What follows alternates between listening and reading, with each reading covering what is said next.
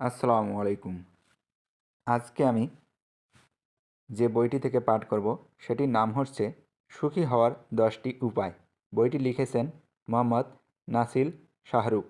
এখন শুনবেন বইটি থেকে প্রথম খণ্ডের পাঠ।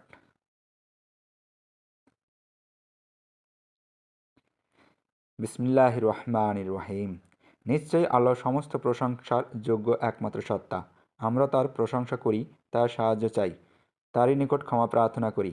আর আমরা আমাদের নফসের কুপ্রবৃত্তি ও আমলের অকল্যাণ হতে আল্লাহর আশ্রয় নিয়ে থাকি। আল্লাহ তাআলা যাকে হেদায়েত দেন, কেউ তাকে পথভ্রষ্ট করতে পারে না। আর আল্লাহ যাকে পথভ্রষ্ট করেন, তার কোনো হেদায়েতকারী নেই। আর আমি সাক্ষ্য দিচ্ছি যে আল্লাহ ছাড়া ইবাদতের যোগ্য কোনো মাবুদ নেই, এবং আরও সাক্ষ্য দিচ্ছি যে মুহাম্মদ সাল্লাল্লাহু আলাইহি ওয়াসাল্লাম তার বান্দা ও রাসূল। সুখ কী? সুখ এই শব্দটি ছোট বড় সবার কাছেই বড় আকাঙ্ক্ষিত। কে না চায় সুখী হতে? সবাই। কিন্তু চাইলেই কি আর সুখ সবার কাছে ধরা দেয়? কেউ কেউ ভাবে সুখ হলো নিজের মন মতো পছন্দ অনুযায়ী যা খুশি তাই করা। যে তা করতে পারবে সেই সুখী, সেই তার জীবনকে উপভোগ করতে পারবে। কিন্তু একজন সুস্থ চিন্তাভাবনার মানুষ এই ধারণার ভুলকে ধরতে পারবে অনায়াসেই। যা খুশি তা করলেই যদি মানুষ সুখী হতো, তবে তো সমাজে বিশৃঙ্খলার শেষ থাকতো না।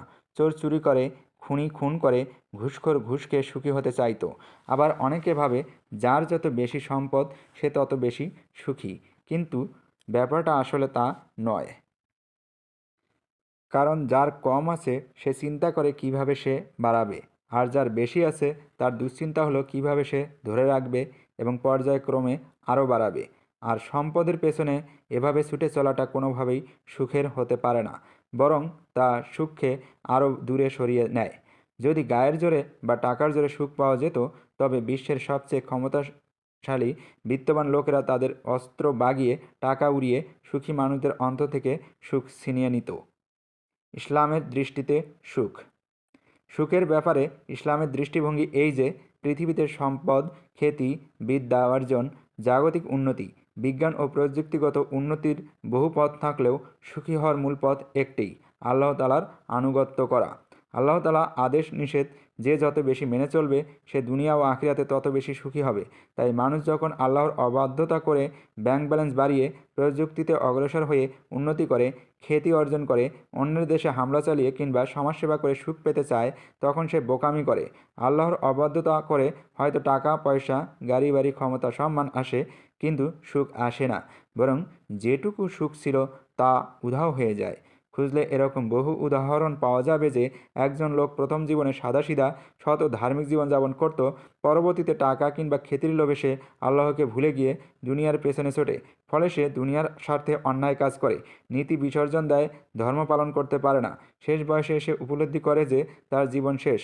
কিন্তু এত কিছুর পরেও সুখ নামক সোনার হরিণ ধরা দেয়নি, বরং জীবনে অশান্তি, শত্রুতা, নিরাপত্তাহীনতা আর তিক্ত অভিজ্ঞতাই কেবল বেড়েছে। একজন মুসলিম হিসেবে সুখী হওয়া আমাদের জন্য সহজ। আমাদের ওপর আল্লাহ তাআলার সবচেয়ে বড় নিয়ামত ইসলাম ধর্ম সঠিকভাবে পালন করাই আমাদের জন্য দুনিয়া এবং আখিরাতে সুখ শান্তি নিশ্চিত করবে। এই নিবন্ধে কুরআন ও হাদিসের আলোকে সুখী হওয়ার কিছু উপায় সংক্ষেপে আলোচনা করা হলো। সুখী হওয়ার উপায় ১. ঈমান আনা ও নেক কাজ করা।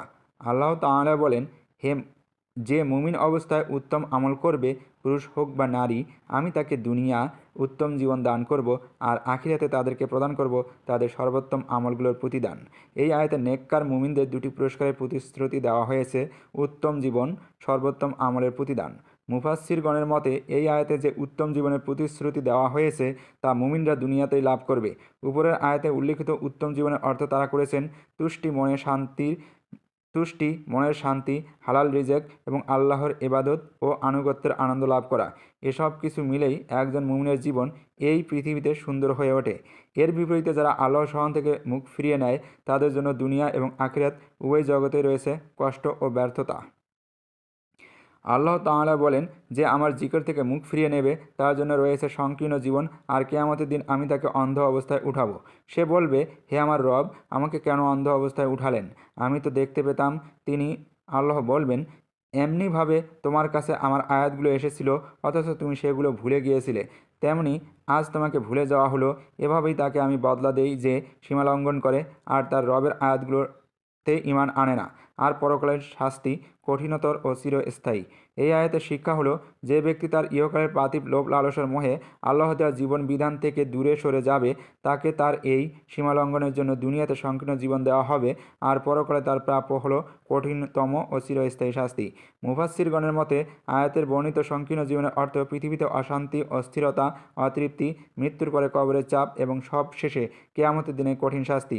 তাই ঈমান ও নেক আমল অর্থাৎ আল্লাহ তাআলার মনোনীত দিন বা জীবন ব্যবস্থা তথা ইসলামের উপর জীবনযাপন করার মাধ্যমেই কেবল মানুষ পেতে পারে পৃথিবীতে কাম্য সুখ শান্তি এবং নিশ্চিত করতে পারে আখিরাতের অনন্ত জীবনের ভোগবিলাস।